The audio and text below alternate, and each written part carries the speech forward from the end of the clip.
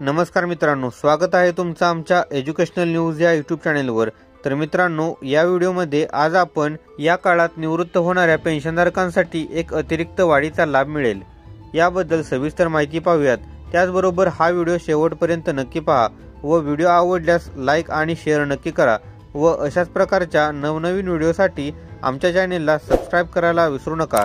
चला तर मग व्हिडिओला सुरुवात करूयात। तर यामध्ये जे कर्मचारी 30 जून किंवा 31 डिसेंबर रोजी सेवानिवृत्त झाले आहेत त्यांना एक अतिरिक्त वेतनवाढीचा लाभ दिला जाईल।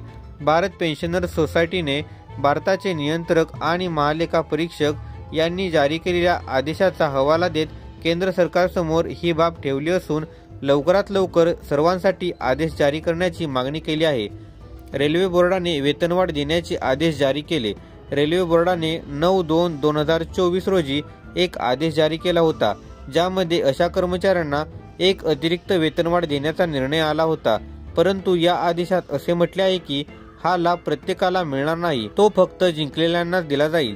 न्यायालयात याचा अर्थ असा की रेल्वे बोर्डाने वैयक्तिक आधारावर त्याचा लाभ देणार असल्याचे सांगितले आहे। रेल्वे बोर्डाच्या या निर्णयामुळे पेन्शनधारकांमध्ये संभ्रम निर्माण झाला आहे।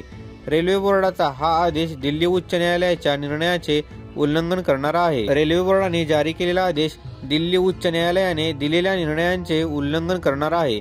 दिल्ली उच्च न्यायालयात मदन मोहन धामी यांच्या प्रकरणात दिलेल्या निर्णयात असे म्हटले होते की सर्व निवृत्ती वेतनधारकांना एक अतिरिक्त वेतनवाढीचा लाभ मिळावा, मग ते न्यायालयात गेले किंवा नसले तरी स्वतंत्र अर्ज दाखल केल्याने उच्च न्यायालयाचा वेळ वाया जातो। त्यामुळे त्याचा फायदा न्यायालयीन खटला असो किंवा न्यायालयीन प्रकरण असो या सर्वांनाच लागू होईल। सर्वोच्च न्यायालयाने हे आपला निर्णय दिला आहे। यापूर्वी सर्वोच्च न्यायालयाने आपल्या निर्णयात असेही म्हटले होते की अशा व्यक्तींनी 12 महिने सेवा पूर्ण केल्यावर त्यांना एक अतिरिक्त वेतनवाढीचा लाभ मिळावा। त्यांच्या मेहनतीचे हे फळ आहे, हे नाकारता येणार नाही। केंद्र सरकार वैयक्तिक आधारावर हा लाभ देते। सर्वोच्च न्यायालय आणि दिल्ली उच्च न्यायालयाच्या निर्णयानंतरही केंद्र सरकार सर्व पेन्शनधारकांना हा लाभ देत नाही, ते फक्त न्यायालयात जिंकलेल्यांनाच लाभ देते। तथापि केंद्र सरकारने याचा संदर्भ दिला आहे। हा विषय खर्च विभागाकडे पाठवण्यात आला असून खर्च विभाग लवकरच त्यावर निर्णय घेणार आहे। जर सर्व काही ठीक झाले तर DOPT कडून अंतिम आदेश जारी केला जाईल। पेन्शनधारकांना न्यायालयात जावे लागणार आहे। केंद्र सरकारने 1 जुलै किंवा 1 जानेवारीच्या वेतनवाढीचा लाभ न दिल्यास पेन्शनधारकांना न्यायालयात जावे लागेल, कारण जे न्यायालयात जातात त्यांना त्यांचा लाभ मिळतो, जे न्यायालयात जाऊ शकत नाहीत त्यांना त्याचा लाभ मिळत नाही।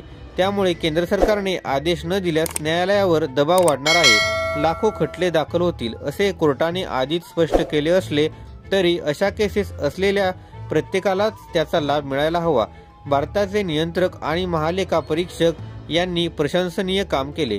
भारताचे नियंत्रक आणि महालेखा परीक्षक यांनी 18/1/2024 रोजी जारी केलेल्या परिपत्रकात असे म्हटले होते की ज्यांच्याकडे न्यायालयीन प्रकरणे आहेत त्यांना एक अतिरिक्त वेतनवाढीचा लाभ देण्यात यावा आणि ज्यांच्याकडे गैर न्यायालय प्रकरणे आहेत त्यांना देखील एक अतिरिक्त वेतनवाढीचा लाभ देण्यात यावा, हाही लाभ द्यावा। भारताचे नियंत्रक आणि महालेखा परीक्षकांच्या अंतर्गत येणाऱ्या कर्मचाऱ्यांना हा लाभ दिला जात आहे। भारतीय पेन्शनर सोसायटीने मोठी मागणी केली। सर्व निवृत्ती वेतनधारकांसाठी एक समान परिपत्रक जारी करावे, जेणेकरून सर्वांना त्याचा लाभ मिळावा आणि पेन्शनधारकांचा संभ्रम दूर व्हावा, अशी मोठी मागणी इंडियन पेन्शनर सोसायटीने केंद्र सरकारकडे केली आहे। न्यायालयीन खटल्यांमध्ये प्रत्येकाचा पैसा वाया जातो, त्यामुळे केंद्र सरकारने तातडीने निर्णय घेऊन पेन्शनधारकांना न्याय द्यावा। तर मित्रांनो, हीच माहिती या व्हिडिओच्या माध्यमातून द्यायची होती। अशाच प्रकारच्या नवनवीन व्हिडिओसाठी लगेचच आमच्या चॅनेलला सबस्क्राइब करून या व्हिडिओला लाईक आणि शेअर करा। चला तर मग भेटूयात पुढील व्हिडिओमध्ये। धन्यवाद। जय हिंद, जय महाराष्ट्र।